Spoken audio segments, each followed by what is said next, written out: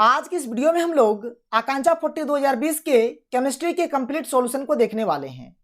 अगर आपने अभी तक फिजिक्स के कंप्लीट सॉल्यूशन के वीडियो को नहीं देखा तो सबसे पहले आप उसे देख लीजिए, जिसका लिंक मैं आपको डिस्क्रिप्शन बॉक्स पर और आई बटन पर दे दूंगा। तो यहाँ पर हमारे पास जो केमिस्ट्री का पहला क्वेश्चन है, क्वेश्चन नंबर 41 क्या है कि किस अभिक्रिया में हाइड्रोजन ऑक्सीकृत होता है। मतलब यहाँ पर हमें चार अभिक्रिया यानी कि चार ऑप्शन दिया गया है और हमें बताना है कि किस अभिक्रिया में हाइड्रोजन ऑक्सीकृत हो रहा है। बात समझ में आया? हाइड्रोजन ऑक्सीकृत हो रहा है। अब ये हाइड्रोजन का ऑक्सीकृत होना यानी कि जो हाइड्रोजन ऑक्सीकृत हो रहा है इसका मतलब क्या हुआ कि किस अभिक्रिया में हाइड्रोजन के साथ ऑक्सीजन जुड़ रहा है। बात समझ में आया? किस अभिक्रिया में हाइड्रोजन के साथ ऑक्सीजन जुड़ रहा है, वही चीज को आपको देखना है। और देखिए इसका जो मेन कंसेप्ट है, अगर आप बोलेंगे कि सर हमने रेडॉक्स अभिक्रिया पढ़ लिया है जिसमें हमने ऑक्सीडेशन और रिडक्शन पढ़ा है, और देखिए इसका तो दो कंसेप्ट एक्चुअल में होता है। क्या होता है? ऑक्सीजन का योग या फिर ऑक्सीजन का ह्रास, हाइड्रोजन का योग या फिर हाइड्रोजन का ह्रास। लेकिन इसके अकॉर्डिंग आप इस टाइप के क्वेश्चंस को सॉल्व नहीं कर पाएंगे। तो देखिए इसका जो कंसेप्ट आता है, हमें सीखना पड़ेगा ऑक्सीडेशन नंबर। तो ये जो ऑक्सीडेशन नंबर का ये जो कंसेप्ट है, अगर आप इस चीज को सीख लेते हैं ना तो आप इस टाइप के क्वेश्चंस को बहुत ही आसानी से बना लेंगे। तो इसका जो कंसेप्ट होगा मैं आपको आगे बताऊंगा, क्योंकि अभी आपके पास बहुत ही कम टाइम है और यहाँ पर मैं 40 क्वेश्चंस आपको बताने वाला हूँ, तो बहुत ही ज्यादा टाइम लग जाएगा अगर मैं इसको बताने लगूँ। तो यहाँ पर मैं सिंपल से आपको कंसेप्ट बता देता हूँ। एक्चुअल में आप जान लीजिए ना कि हाइड्रोजन ऑक्सीकृत हो रहा है, इसका मतलब क्या हुआ कि हाइड्रोजन के साथ ऑक्सीजन का जुड़ना। ठीक है, चलिए देख लीजिए। यहाँ पर H2S है, यहाँ पर Cl2 है, तो सब साफ साफ देख लीजिए, यहाँ पर S है और यहाँ पर H है। ठीक है, मतलब यहाँ पर कहीं पर तो योग नहीं हुआ है। इसको देखिए CuO प्लस H2 से Cu प्लस H2O, और इस अभिक्रिया को तो आप बहुत ही अच्छे तरीके से जानते हैं। ये एक रेडॉक्स अभिक्रिया का एग्जांपल है जिसमें हमारा रिडक्शन भी हो रहा है और ऑक्सीडेशन भी हो रहा है। और यहाँ पर अगर आप देखेंगे, देखिए हाइड्रोजन के साथ ऑक्सीजन भी तो जुड़ा हुआ है ना, यहाँ पर हाइड्रोजन के साथ ऑक्सीजन भी जुड़ा हुआ है। इसका मतलब क्या हुआ सर, यहां पर क्या हो रहा है, हाइड्रोजन ऑक्सीकृत हो रहा है। तो इसका जो सही आंसर हो जाएगा ऑप्शन नंबर 2। क्योंकि देखिए पहला बात ये तो एक रेडॉक्स अभिक्रिया है ना, क्योंकि इसमें रिडक्शन और ऑक्सीडेशन दोनों हो रहा है, फर्स्ट बात। सेकंड बात आप देख लीजिए हाइड्रोजन के साथ ऑक्सीजन का यहाँ पर योग हुआ है। बात क्लियर है? तो बस ऐसे ही हम लोग बात कर सकते हैं और ऐसे हम लोग इस चीज को समझ सकते हैं। तो इसका जो सही आंसर है 41 का सही आंसर हो जाएगा ऑप्शन नंबर 2। और आप ऑक्सीडेशन नंबर के बारे में अच्छे तरीके से जान लीजिए तो आप इस टाइप के क्वेश्चंस को एकदम अच्छे तरीके से सॉल्व कर पाएंगे। आगे देखिए क्वेश्चन नंबर 42 क्या है। वैसा ही क्वेश्चन है कि निम्न अभिक्रियाओं में से अपचयोपचयी अभिक्रिया है। देखिए पहला बात तो हिंदी से आप थोड़ा मतलब ध्यान कम रखिए। एक्चुअल में जैसे जब आपको हिंदी में कोई भी वर्ड समझ में नहीं आएगा, कोई भी शब्द आपको समझ में नहीं आएगा, उस केस में आपको क्या करना, थोड़ा सा इंग्लिश को पढ़ लेना। तो अगर आप इंग्लिश को पढ़ेंगे, देखिए यहाँ पर साफ साफ लिखा हुआ है रेडॉक्स रिएक्शन। अब रेडॉक्स रिएक्शन क्या होता है सर? रेडॉक्स रिएक्शन मतलब होता है कि वैसा रिएक्शन जिसमें हमारा रिडक्शन भी हो और ऑक्सीडेशन भी हो, मतलब जिसमें हमारा ऑक्सीकरण भी हो और अवकरण भी हो, या फिर बोल सकते हैं जिसमें हमारा उपचयन भी हो और अपचयन भी हो। बात समझ में आया? ऐसे भी हम लोग बोल सकते हैं जिसमें हमारा ऑक्सीजन का योग और ह्रास दोनों होगा, या फिर हाइड्रोजन का योग या फिर ह्रास दोनों होगा। तो ऐसे रिएक्शन को हम लोग क्या बोलते हैं? रेडॉक्स रिएक्शन बोलते हैं सर। ठीक है, तो देखिए यहां पर अगर बात करेंगे, देखिए इस क्वेश्चन के ऊपर तो BaCl2 है, यहाँ पर CuSO4 है, तो BaSO4 प्लस CuCl2 ये तो एक हमारा द्विविस्थापन अभिक्रिया है। ठीक है, तो ये तो होगा नहीं। CuSO4 प्लस H2S से CuS प्लस H2SO4 ये भी होगा नहीं। अब अगर आप इसको देखेंगे तो NaH2O, देखिए आप इस चीज को जान लीजिए। देखिए यहाँ पर Na में O नहीं है बल्कि यहाँ पर O है, यहाँ पर H2O में O है जबकि इधर O नहीं है। मतलब यहाँ पर देखो ऑक्सीजन का योग और ऑक्सीजन का ह्रास हो रहा है, मतलब ये हमारा क्या है, एक रेडॉक्स अभिक्रिया। तो इसका जो सही आंसर हो जाएगा ऑप्शन नंबर 3। और मैंने पहले ही बताया ऑक्सीडेशन रिडक्शन का जो क्वेश्चन होते हैं, आप ऑक्सीडेशन नंबर को जान लीजिए तब आप अच्छे तरीके से क्वेश्चन को बना सकते हैं। आपको मैं बताऊंगा आगे, आपको टेंशन नहीं लेना। चलिए आगे बढ़ते हैं और अगले क्वेश्चन को देखते हैं। क्वेश्चन नंबर 43 क्या है? उभय अपघटन अभिक्रिया है। उभय अपघटन यानी कि डबल डिकम्पोजिशन रिएक्शन किसको बोलेंगे? हवा में हाइड्रोजन का जलना, जल का विद्युत अपघटन, हमारे शरीर में भोजन का पचना, या फिर तनु सल्फ्यूरिक अम्ल में BaSL2 विलयन का योग। देखिए तनु सल्फ्यूरिक अम्ल यानी कि H2SO4, ठीक है, H2SO4 को सल्फ्यूरिक अम्ल बोलते हैं, प्लस BaCl2, इन दोनों के बीच जब अभिक्रिया कराएंगे ना तो यहाँ से हमें क्या मिलेगा, देखिए यहाँ पर द्विविस्थापन अभिक्रिया होगा, Ba चल जाएगा इधर तो ये बनाएगा BaSO4 प्लस यहाँ पर बनेगा 2HCl। तो यहाँ से पता कर सकते हैं, मतलब ये जो एक अभिक्रिया है ये क्या है, उभय अपघटन अभिक्रिया यानी कि डबल डिकम्पोजिशन रिएक्शन है। इसका जो सही आंसर हो जाएगा ऑप्शन नंबर 4। क्लियर है? बात समझ में आ गया? कोई दिक्कत नहीं है। चलिए आगे बढ़ते हैं और आगे देखते हैं। आगे देखिए, अपच होने पर निम्न में से कौन से प्रकार की दवाई दी जाती है?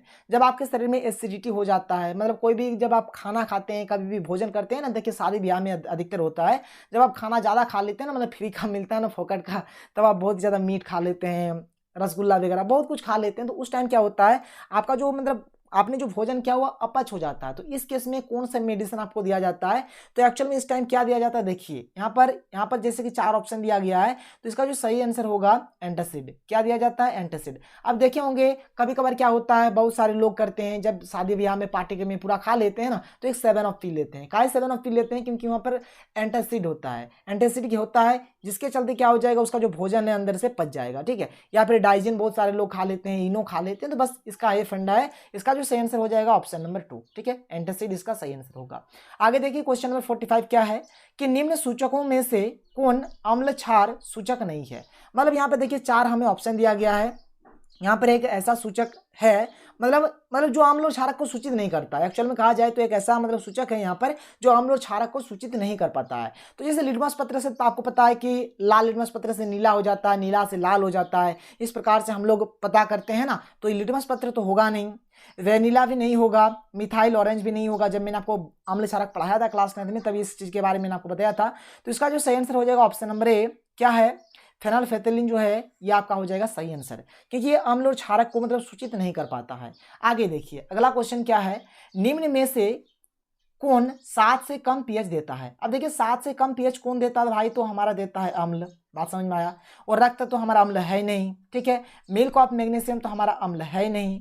सोडियम हाइड्रोक्साइड तो अम्ल है नहीं, क्योंकि नाम में हाइड्रोक्साइड यानी कि OH है, तब तो ये तो अम्ल होगा नहीं। तो होगा कौन, गैस्ट्रिक रस यानी गैस्ट्रिक जूस जो है ये हमारे क्या होता है, अम्लीय होता है। तो इसका जो सही आंसर हो जाएगा ऑप्शन नंबर 4। क्लियर है। आगे देखिए क्वेश्चन नंबर 47 देखिए, निम्न यौगिकों में से कौन बेकिंग पाउडर का मुख्य अवयव है। तो बेकिंग पाउडर का जो मुख्य अवयव होता है, ठीक है, ये क्या होता है, सोडियम बाइकार्बोनेट, ठीक है, यानी कि NaHCO3 ऐसे भी दिया जा सकता है ऑप्शन।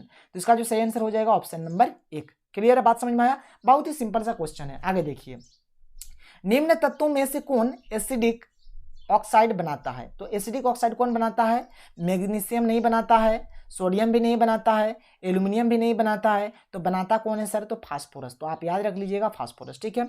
आगे के क्वेश्चंस को देखिए, 1 बिलियन लाल लिटमस को नीला में बदल देता है, उसका पीएच होगा। देखिए अब यहाँ पर क्या हो रहा है सर, तो लाल लिटमस पत्र को नीला में बदल देता है। लाल को किस में बदल रहा है, नीला में। तो लाल को नीला में कौन बदलता है, पता है आपको, क्षारक। लाल को नीला में कौन बदलता है, क्षारक। और क्षारक का जो पीएच मान होता है क्या होता है, 7 से अधिक होता है। क्षारक का पीएच मान 7 से अधिक होता है। तो 7 से अधिक यहाँ पर कौन वाला है, देखिए तो ये वाला है 7 से अधिक। तो इसका सही आंसर हो जाएगा ऑप्शन नंबर 4 यानी कि 9 इसका सही आंसर होगा। बात समझ में आया। या फिर देखिए यहाँ पर अगर क्वेश्चन इस प्रकार से दिया जाता कि कोई बोलता है यहाँ पर कि कोई एक ऐसा बिलियन है जो नीले लिटमस पत्र को क्या कर देता है, लाल कर देता है, तो उस केस में हमारे क्या होगा, अम्ल होगा। और अम्ल का जो पीएच मान होता है क्या होता है, 7 से कम होता है। इस बात को आपको याद रख लेना है। क्लियर है, बात समझ में आया।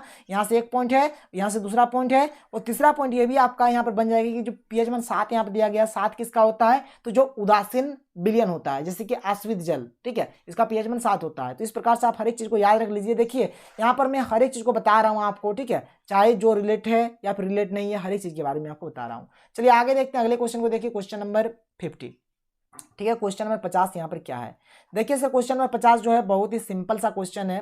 क्या है क्वेश्चन, देखिए यहाँ पर सोडियम एसीटेट का जलीय घोल बदल देता है। सोडियम एसीटेट का जलीय घोल जो है बदल देता है, क्या बदल देता है, देखिए ध्यान से। यहाँ पर क्वेश्चन दिया है, मिथाइल ऑरेंज को पीला में, लाल लिटमस को नीला में, फेनोल्फेथलीन घोल को गुलाबी में, या फिर इनमें से सभी। देखिए एक्चुअल में क्या है, सोडियम एसीटेट का बात हो रहा है, ठीक है। तो सोडियम एसीटेट जो हमारा होता है, सोडियम एसीटेट होता है हमारा क्षारक। सोडियम एसीटेट क्या होता है, क्षारक होता है। और अभी मैंने आपको पढ़ाया, क्या पढ़ाया कि जो क्षारक होता है ये लाल लिटमस पत्र को क्या कर देता है, नीला कर देता है। मतलब ये क्या करेगा, लाल लिटमस पत्र को नीला में बदल देगा। तो इसका जो सही आंसर हो जाएगा ऑप्शन नंबर 2। क्लियर है, बात समझ में आया, कोई दिक्कत नहीं होना चाहिए। चलिए आगे बढ़ते हैं और आगे क्वेश्चन को देख लीजिए। अगला क्वेश्चन हमारे पास क्या है कि निम्न धातुओं में से कौन तनु सल्फ्यूरिक अम्ल के साथ अभिक्रिया कर हाइड्रोजन मुक्त नहीं करेगा। देखिए जो तनु सल्फ्यूरिक यानी कि H2SO4 है ना, H2SO4 के साथ कैल्शियम भी अभिक्रिया करता है, जस्ता भी अभिक्रिया करता है, लोहा भी अभिक्रिया करता है, लेकिन ये जो सिल्वर है, सिल्वर अभिक्रिया नहीं करता है। तो इसका जो सही आंसर हो जाएगा ऑप्शन नंबर 4। क्लियर है, तो इसका सही आंसर हो जाएगा ऑप्शन नंबर 4। और सिल्वर को हम लोग Ag भी बोलते हैं, इस बात को भी आप याद रख लीजिएगा, ठीक है। चलिए आगे बढ़ते हैं।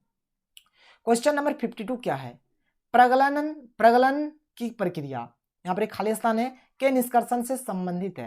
ये जो प्रगलन की प्रक्रिया है यह किससे मतलब संबंधित है, तो तांबा से संबंधित है यानी कि कॉपर। इसका सही आंसर हो जाएगा Cu यानी कि तांबा। क्लियर बात समझ में आया? तो 52 का सही आंसर हो जाएगा ऑप्शन नंबर 1। आगे देखिए 53 क्या है, निम्न धातुओं में से किसकी मिश्र धातु हल्की होती है जिसका उपयोग हवाई जहाज बनाने में होता है। देखिए हवाई जहाज में जो हम लोग मेटल का यूज करते हैं, जिस हम लोग यहाँ पर एक्चुअल में कहा जाए तो मतलब जिस धातु का हम लोग मिश्र धातु बनाते हैं वो कौन सा धातु होता है। देखिए एक्चुअल में ये जो हमारा एल्यूमिनियम होता है ना, एल्यूमिनियम यानी कि Al, ये मतलब सबसे हल्का होता है। मतलब यहाँ पर जो ऑप्शन दिया गया है सबसे हल्का एल्यूमिनियम होता है। यहाँ पर मतलब एक्चुअल में हम लोग किसका उपयोग करते हैं, एल्यूमिनियम का ही उपयोग करते हैं। तो इसका जो सही आंसर हो जाएगा क्या हो जाएगा, एल्यूमिनियम हो जाएगा। आगे देखिए अगला क्वेश्चन क्या है, निम्न तत्वों में से कौन एसिडिक ऑक्साइड बनाता है। तो एसिडिक ऑक्साइड देख लीजिए यहाँ पर कौन बनाता है, जैसे आप देख सकते हैं ना सल्फर डाइऑक्साइड, तो कौन बना रहा है, सल्फर बना रहा है ना। तो यहाँ से हम लोग बोल सकते हैं सर इसका सही आंसर क्या हो जाएगा, सल्फर हो जाएगा। तो इसका जो सही आंसर हो जाएगा सल्फर। सल्फर को हम लोग गंधक भी बोलते हैं, इस बात से आपको कंफ्यूज नहीं होना है, ठीक है। इंग्लिश से सल्फर, हिंदी से गंधक। क्लियर है, बात समझ में आया। क्वेश्चन नंबर 55 देखिए क्या है कि निम्न में से कौन तत्व हवा में स्वतः जल जाता है। अब यहाँ पर हवा में कौन सा तत्व वो है जो जल जाता है। आप एक क्वेश्चन पढ़े होंगे, आप याद कीजिए कि मैग्नीशियम रिबन को जब वायु की उपस्थिति में जलाया जाता है तो उसे रिबन से साफ किया जाता है। इस प्रकार से आप एक क्वेश्चन पढ़े। देखिए एक्चुअली जो मैग्नीशियम रिबन होता है ना, जैसे वो वायु के संपर्क में आता है वो तुरंत आग पकड़ लेता है, ठीक है। अब एक्चुअल में अगर मान के चले यहाँ पर जैसे कि ऑप्शन दिया गया हमें कि मैग्नीशियम दिया गया है, तांबा दिया गया है, जस्ता दिया गया है, एल्यूमिनियम दिया गया है। तो यहाँ पर अगर हम लोग इन चारों में डिस्कस करें तो हमारा हो जाएगा मैग्नीशियम आंसर, ठीक है। और अगर यहाँ पर मान के चले अगर सोडियम है, क्योंकि देखिए आप एक क्वेश्चन पढ़े होंगे कि जो सोडियम होता है इसको हम लोग क्या करते हैं, मिट्टी के तेल में डुबो कर रखते हैं। तो मिट्टी के तेल में क्यों डुबो कर रखते हैं, क्योंकि एक ज्वलनशील धातु है, ठीक है, जो हवा के संपर्क में आते ही तुरंत आग पकड़ लेता है। तो इस प्रकार से हम लोग बोल सकते हैं। देखिए अगर यहाँ पर ऑप्शन में मैग्नीशियम भी रहता, सोडियम भी रहता, तब हम लोग बोलते हैं आंसर सोडियम, लेकिन यहाँ पर सोडियम तो कहीं भी नहीं है, तो इसका सही आंसर हो जाएगा मैग्नीशियम। मैं फिर से एक बार रिपीट कर देता हूँ। सपोज देर मान के चलिए अगर यहाँ पर कहीं पर भी ऑप्शन में अगर आपको सोडियम दिया हुआ होता तो आंसर आपका सोडियम ही होता, लेकिन यहाँ पर सोडियम नहीं दिया हुआ, इसलिए इसका आंसर क्या हो गया, मैग्नीशियम हो गया। क्लियर है। आगे देखिए अगला क्वेश्चन क्या है, एक तत्व ऑक्सीजन के साथ अभिक्रिया कर उच्च गलनांक के एक यौगिक देता है। यह यौगिक जल में भी विलय है, यह तत्व संभावित है। देखिए जल में भी विलय, जल में घुलेगा। अब देखिए यहाँ पर क्या है, ऑक्सीजन के साथ अभिक्रिया करेगा। चलिए हम लोग ऑक्सीजन के साथ अभिक्रिया करा लेते हैं, मतलब O2 तो रहेगा ही। अब यहाँ पर अगर मान के चलिए यार कैल्शियम लेते हैं तो कैल्शियम ले लिया हमने, ठीक है, कैल्शियम ले लिया। अगर इसका अगर अभिक्रिया कराएंगे तो क्या होगा, 2CaO होगा। और CaO को आप लोग जानते हैं कि नहीं जानते हैं, बोलिए। तो CaO को ही तो हम लोग बोलते हैं बिना बुझा हुआ चूना। क्या बोलते हैं, बिना बुझा हुआ चूना। और क्या ये जो चूना होता है, बिना बुझा हुआ चूना रहता है, ये क्या जल में क्या है, घुलनशील है या नहीं है, विलय है या नहीं है, बिल्कुल विलय है। मतलब जब बिना बुझा हुआ चूना को जब हम लोग पानी में घोल देते हैं तो क्या बनता है सर, बुझा हुआ चूना बनता है, यानी कि CaOH2 बनता है। और इसी का यूज हम लोग पचौड़ा करने के लिए करते हैं ना, घर वगैरह पचौड़ा किससे करते हैं, इसी से तो करते हैं। तो इसका सही आंसर हो जाएगा 1 नंबर। बात समझ में आया, यानी कि कैल्शियम Ca। कैसे हुआ पता चल गया आपको। आगे देखिए क्वेश्चन नंबर 57 क्या है, बहुत ही सिंपल क्वेश्चन है। खाना रखने वाला डिब्बा टीन से विलोपित रहता है, जस्ता से नहीं, क्योंकि देखिए जो जस्ता होता है ना, टीन से क्या होता है, अधिक अभिक्रियाशील होता है। इसीलिए जो खाना रखने वाला जो डिब्बा होता है उसमें टीन, वो क्या होता है, टीन से विलोपित होता है, जस्ता उसमें नहीं दिया जाता है। तो इसका सही आंसर हो जाएगा ऑप्शन नंबर 3। क्यों, आपको पता चल गया, क्योंकि जो जस्ता है वो टीन से क्या है, अधिक अभिक्रियाशील है, ठीक है। आगे देखिए क्वेश्चन नंबर 58। क्वेश्चन नंबर 58 क्या है, C2H6 आणविक सूत्र के साथ इथेन में है, ठीक है। तो यहाँ पर कितने सहसंयोजक बंध है, ठीक है। आप देख लीजिए, सिंपल से इसका आप पहले चित्र बना दीजिए। C2H6 है ना, तो C2 लिखिए, H6 इसके अगल बगल में आपका रहेगा H, इस प्रकार से कुछ, ठीक है। बहुत सिंपल क्वेश्चन है। अब यहाँ पर आप गिन लीजिए, K2 यहाँ पर बॉन्ड है आपका, यहाँ पर 1 2 3 4 5 6 7। तो इसका सही आंसर हो जाएगा ऑप्शन नंबर 2। क्लियर है। आगे देखिए, खाना बनाते समय यदि बर्तन के नीचे का भाग बाहर में काला हो जाता है, इसका तात्पर्य क्या है। आप देखिएगा, जैसे कि अभी तो सब कोई मतलब अधिकतर लोग क्या कर रहे हैं, एलपीजी में खाना बना रहे हैं, एलपीजी गैस में खाना बना रहे हैं। तो आप देखिएगा कि एलपीजी में क्या हो रहा है, आपका जो बर्तन है, बर्तन का जो पीछे वाला भाग उतना जल्दी काला नहीं होता है, ठीक है, मतलब उतना जलता नहीं है। और अगर बात करूं मैं, जब आप देखे होंगे जब हम लोग लकड़ी से जब भी खाना बनाते थे तो क्या होता है, जो उसका पीछे वाला जो बर्तन होता है, नीचे वाला भाग तो वह काला हो जाता है पूरा पूरी। क्यों होता है, क्योंकि देखिए एक्चुअल में जो हमारा जो भी वो ईंधन है, जैसे कि लकड़ी हो गया, ये सब क्या होता है, मतलब पूर्ण रूप से ये नहीं जलता है, ठीक है। मतलब एक्चुअल में क्या होता है, अगर मैं यहाँ पर बात किया जाए ना, तो ये क्या होता है, मतलब ये पूर्ण रूप से क्या होता है, नहीं जलता, पूरा पूरा नहीं जलता, इसी के चलते ये चीज हो जाता है। तो वही चीज यहाँ पर लिखा गया, देखिए खाना पूर्ण रूप से नहीं पका है, ईंधन पूर्ण रूप से नहीं जलता, मतलब ये जो ईंधन है ये पूर्ण रूप से नहीं जलता है। बात समझ में आया? तो इसका जो सही आंसर हो जाएगा ऑप्शन नंबर 2। 59 का जो सही आंसर है क्या है, ऑप्शन नंबर 2। आगे देखिए अगला क्वेश्चन क्या है आपका, क्वेश्चन नंबर 60 क्या है, न्यूलैंड्स के अष्टक नियम के अनुसार दो एक समान तत्वों के बीच x तत्व है, x का सही मान है। अब देखिए यहाँ पर न्यूलैंड्स का अष्टक सिद्धांत जो है शायद आप लोग पढ़े होंगे, या फिर अगर आप लोगों के सिलेबस से इस साल तो हटा ही दिया गया था, तो शायद आप लोग नहीं भी पढ़े होंगे। देखिए अष्टक नियम क्या बोलता है, अष्टक मतलब क्या होता है, 8 होता है आपका, सबसे पहला बात अष्टक मतलब भी क्या होता है, 8 होता है। 8 मतलब क्या, 8 तत्व होगा, यहाँ पर कोई एक तत्व है, यहाँ पर है, यहाँ पर है, यहाँ पर है, यहाँ पर है, ठीक है, 1 2 3 4 5 6 7 8, मान के चलिए 8 तत्व है। तो अष्टक नियम में क्या होता है, ये जो पहला वाला तत्व है और ये जो लास्ट वाला तत्व है, इनका जो गुणधर्म होता है ना एक जैसा होता है, मतलब एक समान होता है। तो वही चीज बोल रहा है। तो यहाँ पर फर्स्ट वाला तत्व चल गया, लास्ट वाला तत्व चल गया, तो इसके बीच में हमारा कितना तत्व बचा, आप गिन के देख लीजिए। तो अगर देखेंगे तो 1 2 3 4 5 6, मतलब यहाँ पर एक्स का जो मान होगा कितना होगा, 6 होगा। तो इसका जो सही आंसर हो जाएगा एक्स बराबर क्या हो जाएगा, 6 होगा। आगे देखिए क्वेश्चन नंबर 61 क्या है, choose the odd element out, ठीक है, बेमेल तत्वों का चयन करें, मतलब जो मेल नहीं कर रहा है। मतलब कहने का मतलब ऐसे भी हम लोग बोल सकते हैं, जैसे कि मान के चलिए हमने कैल्शियम ले लिया, ऑक्सीजन ले लिया, इसका भी संयोजकता 2 है, इसका भी संयोजकता 2 है, ठीक है। यहाँ पर हमने एक ले लिया मान के चलिए नाइट्रोजन, तो इसका संयोजकता 3 होता है। तो इस प्रकार से मतलब जो मेल नहीं करेगा, जो मेल नहीं करेगा उसको हमको यहाँ पर चुनना है, चाहे धातु के अकॉर्डिंग हो, अधातु के अकॉर्डिंग हो, संयोजकता के अकॉर्डिंग हो, कोई गुणधर्म के अकॉर्डिंग हो, मतलब जो बेमेल रहेगा ना उसको हमको देखना है। तो अगर आप ऐसे देखेंगे तो कैल्शियम, पोटेशियम और मैग्नीशियम ये तीनों क्या है, एक ही टाइप का चीज है, और ये जो स्ट्रेंशियम है ये अलग टाइप का चीज है। तो इसका जो सही आंसर हो जाएगा क्या होगा, स्ट्रेंशियम, क्योंकि एक बेमेल धातु है। और आप ऐसे भी बोलिए ना, अगर मान के चले अगर आप तुक्का मारना चाहते हैं तो आपने कैल्शियम का भी नाम सुना होगा, पोटेशियम का भी नाम सुना होगा, मैग्नीशियम का भी नाम सुना होगा, लेकिन स्ट्रेंशियम का नाम आप बहुत ही कम सुनते हैं। और अगर एक्चुअल में अगर देखा जाए तो कैल्शियम जो होता है इसका भी संयोजकता 2 होता है। खैर संयोजकता तो आपको यहाँ पर नहीं देखना है, तो अगर आप ऐसे भी देख सकते हैं, ठीक है। मतलब यहाँ पर देखिए आपको किसी भी तरह से आपको पता करना है, आपको किसी भी तरह से पता करना है कि कौन वाला आपका बेमेल है, ठीक है। मतलब जो बिना मेल का जो ऑड एलिमेंट है, किसी भी तरह से हो सकता है। जैसे अभी मैंने आपको बताया, हो सके तो संयोजकता के आधार पर होगा, धातु अधातु के आधार पर होगा, उपधातु के आधार पर होगा, किसी तरह से हो सकता है। तो इसका जो सही आंसर हो जाएगा ऑप्शन नंबर 3। आगे देखिए क्वेश्चन नंबर 62 क्या है, 62 है कि निम्न में से कौन परमाणु संख्या वाला तत्व का अभिलक्षण अधात्विक होगा। देखिए अधात्विक, अधात्विक मतलब क्या, अधातु, अधातु का गुण कौन मतलब यहाँ पर दिखलाएगा, ठीक है, ठीक है। एक चीज जान लीजिए, देखिए जो धातु होता है आप सभी को पता होगा, धातु क्या करता है, इलेक्ट्रॉन का त्याग करता है, ठीक है। अधातु क्या करता है, इलेक्ट्रॉन का ग्रहण करता है। तो जैसे कि 12 अगर इसका इलेक्ट्रॉनिक विन्यास करेंगे तो 2 8 2 होगा, लास्ट में 2 है, 2 होने से क्या होगा, ये 2 का त्याग करेगा, यहाँ पर त्याग होगा, तो त्याग होने से ये तो धातु होगा, ये तो होगा नहीं। 20 वाला देख लीजिए, इसका होगा 2 8 8 2, ठीक है। तो यहाँ पर भी 2 है लास्ट में, ये भी त्याग करेगा, मतलब ये भी धातु होगा, धातु तो होगा नहीं। अगर मैं 13 को देखूं तो 2 8 3, लास्ट में 3 है तो ये भी नहीं करेगा। 16 तो 2 8 6, देखिए 8 होने के लिए इसको 2 चाहिए ना, मतलब ये क्या करेगा, 2 का ग्रहण करेगा, और जब ग्रहण करेगा तो ये कैसा मतलब गुण यहाँ पर इसका है, अधात्विक गुण है। तो इसका जो सही आंसर हो जाएगा ऑप्शन नंबर 4। क्लियर है, बात समझ में आया? देखिए सिंपल है, सिंपल है। 62 का जो सही आंसर हो जाएगा ऑप्शन नंबर 4। आगे देखिए अगले क्वेश्चन को देखिए आप, क्वेश्चन नंबर 63 क्या कह रहा है, आवर्त तथा समूह की दिशा में तत्वों की रासायनिक अभिक्रियाशीलता के लिए सही कथन चुनें। अभिक्रियाशीलता के बारे में बात हो रहा है, आवर्त में और समूह में, ठीक है। अब देखिए यहाँ पर जैसे कि आप सभी को पता होगा, थोड़ा सा आप जान लीजिए, जो हमारा आवर्त होता है ना, आवर्त जिसको हम लोग पीरियड भी कहते हैं, 7 आवर्त होता है। वो वर्ग बोलिए या फिर समूह बोलिए, 18 वर्ग बोलिए, ये ठीक है, या फिर समूह जो भी बोलिए, मतलब 18 वर्ग या फिर 18 समूह ये होते हैं, और 7 हमारे आवर्त होते हैं। तो यहाँ पर अभिक्रियाशीलता का यहाँ पर हमारा बात हो रहा है। देखिए ऑप्शन पहले देख लीजिए, किसी समूह की दिशा में घटती है, किसी समूह की दिशा में बढ़ती है, किसी आवर्त की दिशा में बढ़ती है, इनमें से कोई नहीं। तो देखिए जो होता है ना, मतलब ये जो अभिक्रियाशीलता होता है तो ग्रुप में क्या होता है, ये बढ़ता ही रहता है, ठीक है। किसी समूह में क्या होगा, ये अभिक्रियाशीलता क्या होता है, बढ़ते रहता है, ठीक है। एक्चुअल में क्या होता है, जैसे मान के चले कोई ग्रुप का अगर हम लोग बात करें, किसी भी ग्रुप का बात करें, तो ऊपर से नीचे की ओर जैसे हम लोग आएंगे तो यहाँ पर क्या होगा, अभिक्रियाशीलता बढ़ेगा। तो वही चीज यहाँ पर पूछा गया था क्वेश्चन, ठीक है। आगे देखिए, देखिए ये सब एक दिन का चीज नहीं है, आपको अच्छे तरीके से पढ़ना है, और आपका अभी एग्जाम का भी मतलब ज्यादा टाइम है नहीं, क्योंकि आपका 5 तारीख का तो एग्जाम ही है, ठीक है। आगे देखिए 64 क्वेश्चन क्या है, जब आवर्त सारणी के आवर्त में बाएं से दाएं जाया जाता है, बाएं से दाएं, देखिए आवर्त का बात हो रहा है, बाएं से दाएं जा रहे हैं, मतलब ये हुआ हमारा बायां पोर्शन, ये हुआ हमारा दायां पोर्शन।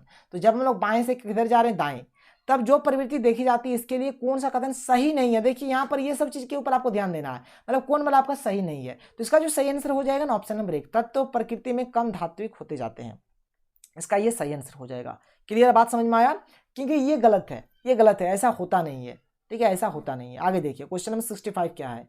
तत्व एक्स सूत्र XCl2 का क्लोराइड बनाता है जो उच्च गलनांक वाला ठोस है, X संभावित आवर्त सारणी में यहाँ पर खाली स्थान के समान समूह में रहेगा। अब देखिए यहाँ पर जाहिर सी बात है, यहाँ पर XCl2 होगा। अब एक चीज देख लीजिए ना, यहाँ पर X होगा, यहाँ पर Cl होगा, आपको तो पता होगा क्लोराइड का तो संयुक्त 1 होता है, और यहाँ पर जो भी चीज होगा क्योंकि इसका संयुक्त 2 होना चाहिए तभी हमारा क्या बनेगा, X का तो यहाँ पर 1 को तो लिखते नहीं है, और Cl के साथ 2, तब ना, मतलब यहाँ पर कुछ भी हो उसका संयुक्त 2 होना चाहिए, मतलब X ऐसा एलिमेंट होगा जिसका संयुक्त क्या होगा, 2 होगा। अब बताइए सोडियम का संयुक्त कितना होता है, 1 होता है, ये तो होगा नहीं। एल्यूमिनियम का 3 होता है, ये भी होगा नहीं। मैग्नीशियम का बात कर लें तो मैग्नीशियम का संयुक्त 2 होता है, मतलब ये मैग्नीशियम ही होगा। क्लियर है, मतलब यहाँ पर आपको पता भी है ना MgCl2 बनता है, जिसका जो सही आंसर होगा ऑप्शन नंबर 2 यानी कि MgCl2। क्लियर है, बात समझ में आ गया, कोई दिक्कत नहीं है। आगे बढ़े तो चलिए आगे देखते हैं। क्वेश्चन नंबर 66 क्या है देख लीजिए। इलेक्ट्रोलाइट्स क्या है। तो इलेक्ट्रोलाइट्स जो होते हैं हमारे अम्ल भी होते हैं, क्षार भी होते हैं और लवण भी होते हैं, जिसका जो सही आंसर हो जाएगा ऑप्शन नंबर 4। आगे देखिए, जो पदार्थ अम्ल तथा क्षार दोनों के रूप में कार्य करता है वह कहलाता है, उसे हम लोग उभयधर्मी कहते हैं, ठीक है, मतलब जो दोनों प्रकार से काम करेगा, ठीक है, इसको हम लोग एम्फोटेरिक भी कहते हैं, मतलब उभयधर्मी। क्लियर है, बात समझ में आया? खैर कोई दिक्कत नहीं, चलिए आगे बढ़ते हैं। क्वेश्चन नंबर 68 देख लीजिए। ग्रामीण क्षेत्रों में जल का रोगाणुनाशन किया जाता है। तो देखिए एक्चुअली में हम लोग का जो इलाका होता है, ग्रामीण जो क्षेत्र होता है, यहाँ पर क्लोरीन द्वारा किया जाता है, ठीक है, जो भी मतलब पानी होते हैं उसमें क्लोरीन डालकर उस पानी को जो भी मतलब उसमें कीटाणु वगैरह जो भी है उसको मार दिया जाता है। आगे देखिए अगला क्वेश्चन क्या है, क्वेश्चन नंबर 69। पदार्थ की चौथी अवस्था है। देखिए ये चीज अक्सर आपको नहीं पढ़ाया जाता है। देखिए पदार्थ का ना हम लोग 3 ही अवस्था पढ़ते हैं, ठोस द्रव गैस, लेकिन पदार्थ का और एक अवस्था होता है, क्या होता है, जिसे हम लोग प्लाज्मा कहते हैं, जिसका जो सही आंसर हो जाएगा ऑप्शन नंबर 3। क्लियर है, 69 का जो सही आंसर है ऑप्शन नंबर 3। आगे देखिए 70 का बात करें अगर हम लोग, निम्न में से कौन उष्मा का सुचालक परंतु विद्युत का कुचालक है। देखिए इस चीज को आप समझ लीजिए, उष्मा का तो सुचालक होगा लेकिन विद्युत का क्या होगा, कुचालक होगा। इसका सही आंसर हो जाएगा अभ्रक यानी कि माइका। माइका जो है वो क्या है, उष्मा का सुचालक है परंतु विद्युत का कुचालक है। आगे देखिए विद्युत अपघटन के नियम को प्रतिपादित किया था। तो फैराडे ने विद्युत अपघटन का जो भी नियम उसको प्रतिपादित किया था।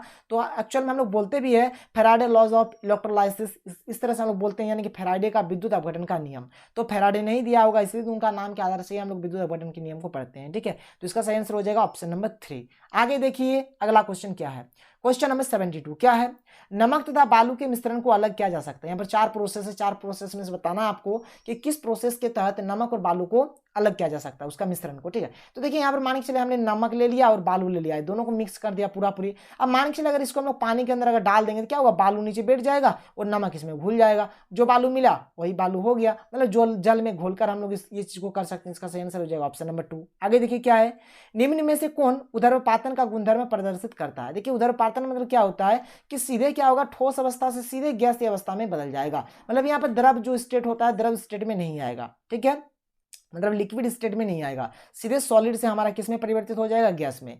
तो अगर आप देखें जो कर्पूर होते हैं ना, कर्पूर, ठीक है, जिसको हम लोग कैम्फोर बोलते हैं, ये जो कर्पूर होते हैं एक्चुअल में हम लोग कपूर भी बोलते हैं इसको, ठीक है, तो कपूर सही समझिए आप। जो कपूर होते हैं उसको जैसे हम लोग जलाते हैं सीधे क्या होता है, यहाँ पर कोई आपको लिक्विड मिलता है, बताइए, लिक्विड नहीं मिलता, सीधे क्या होता है, गैस में उड़ जाता है, गैस बनकर। तो इस मतलब यहाँ पर जो ऊर्ध्वपातन का जो गुण प्रदर्शित करता है कौन करता है, तो कर्पूर करता है, जिसका जो सही आंसर हो जाएगा ऑप्शन नंबर 3। क्लियर है, आगे देखिए क्वेश्चन नंबर 74 क्या है कि निम्न में से सबसे हल्के धातु, यानी कि जो लाइटेस्ट मेटल है, ठीक है, कौन सबसे हल्के धातु है, तो इसका सही आंसर हो जाएगा आपका लिथियम। लिथियम क्या है, सबसे हल्के धातु है, ठीक है। आगे देखिए क्वेश्चन नंबर 75 क्या है, एल्यूमिनियम का महत्वपूर्ण अयस्क है। तो एल्यूमिनियम का जो महत्वपूर्ण जो इंपॉर्टेंट अयस्क है, और देखिए अयस्क से क्वेश्चन पूछे जाते हैं, तो इसका सही आंसर हो जाएगा बॉक्साइट। बॉक्साइट जो है क्या है, एल्यूमिनियम का महत्वपूर्ण अयस्क है, ठीक है। आगे देखिए अगला क्वेश्चन क्या है, अगला क्वेश्चन है आग बुझाने किस गैस का उपयोग होता है, मतलब आग बुझाने के लिए हम लोग किस गैस का यूज करते हैं, तो इसका सही आंसर हो जाएगा कार्बन डाइऑक्साइड, ठीक है, यानी कि CO2। CO2 का यूज हम लोग किसके लिए करते हैं, आग बुझाने के लिए करते हैं। निम्न में से कौन रेडियो निष्क्रिय है। अब रेडियो निष्क्रिय का बात हो रहा है, तो रेडियो निष्क्रिय यहाँ पर कौन है, तो प्लूटोनियम। प्लूटोनियम जो है ये क्या है, नॉन रेडियो एक्टिव है, ठीक है, नॉन रेडियो एक्टिव एलिमेंट है, तो प्लूटोनियम इसका आंसर हो जाएगा। आगे देखिए क्या है, अगला हमारे पास जो क्वेश्चन है, क्वेश्चन नंबर 78 क्या है, नाइट्राइड बनाने में सामान्य ताप पर निम्न में से कौन सी धातु नाइट्रोजन के साथ अभिक्रिया करती है?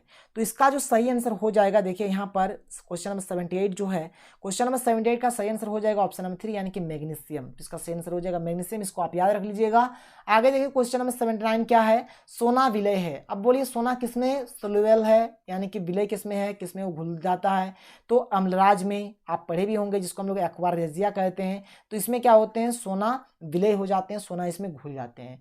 क्वेश्चन नंबर 80 जो कि हमारा लास्ट क्वेश्चन है, कौन अधिक सक्रिय हैलोजन है? तो जो फ्लोरीन होता है, फ्लोरीन क्या है? सबसे अधिक सक्रिय हैलोजन है। तो इस प्रकार से यहाँ पर हमारा जो केमिस्ट्री का जो भी सेशन है, केमिस्ट्री का जो भी क्वेश्चन है खत्म हो जाता है।